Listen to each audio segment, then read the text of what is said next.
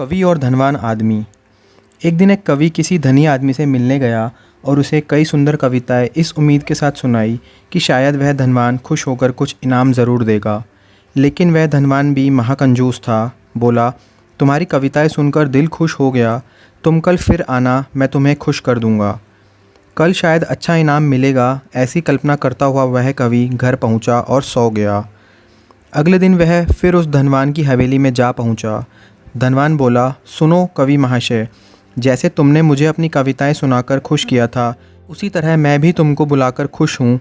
तुमने मुझे कल कुछ भी नहीं दिया, इसलिए मैं भी कुछ नहीं दे रहा, हिसाब बराबर हो गया।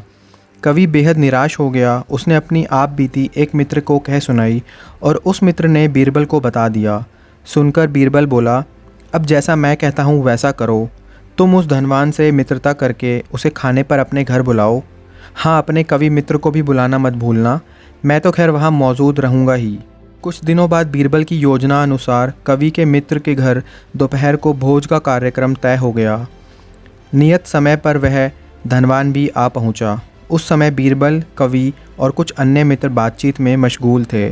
समय गुजरता जा रहा था, लेकिन खाने पीने का कोई नामोनिशान न था।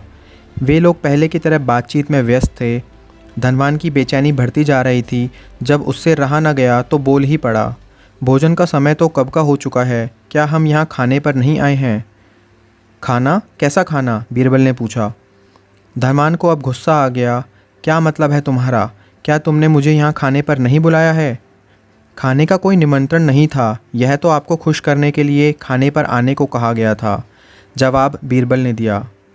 धनवान का पारा 7वें आसमान पर चढ़ गया। क्रोधित स्वर में बोला, यह सब क्या है? इस तरह किसी इज्जतदार आदमी को बेइज्जत करना ठीक है क्या? तुमने मुझे धोखा दिया है। अब बीरबल हंसता हुआ बोला, यदि मैं कहूँ कि इसमें कुछ भी गलत नहीं है तो?